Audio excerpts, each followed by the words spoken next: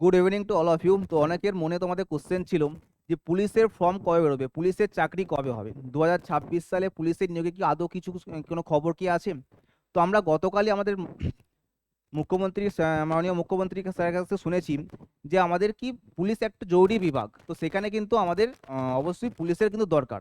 এবং সেখান থেকে এপি নিউজ থেকে শোনা গেছে 6 মাস থেকে 1 বছরের মধ্যে পুলিশে 20,000 নিয়োগ হতে চলেছে, 20,000 নিয়োগ হতে চলেছে। এবং ভ্যাকেন্সি যদি বলি তাহলে প্রায় 50 থেকে 60 হাজার ভ্যাকেন্সি কিন্তু এখনো পোস্ট খালি আছে।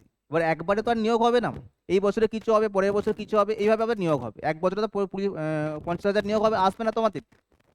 এই যে 20,000, এর মধ্যে তোমাদের কনস্টেবল লুকিয়ে আছে, এর মধ্যে তোমাদের এসআই লুকিয়ে আছে, এর মধ্যে তোমাদের আবগারি আছে, ঠিক আছে, বাবা জেল পুলিশ পরীক্ষাও তোমাদের আসতে পারে।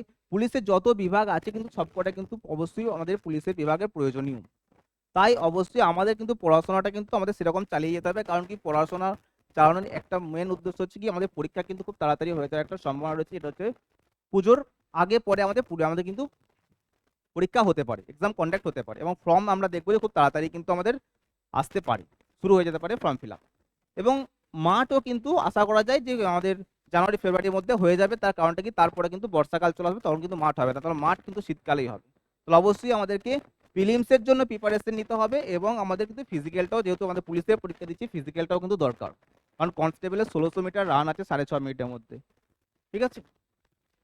তো এটাই তোমাদের জানানো ছিল। অনেকের মনে তোমাদের ডাউট ছিল, আরও যদি কোনো তোমাদের যদি মনে কোশ্চেন হয়ে থাকে, অবশ্যই আমাদের বইটিং ইনস্টিটিউটে কন্ট্যাক্ট করে নিতে পারো, যে আমাদের কোর্সের বিষয়ে যদি কিছু জানার থাকে বা আমাদের ভ্যাকেন্সি যদি কিছু জানার থাকে।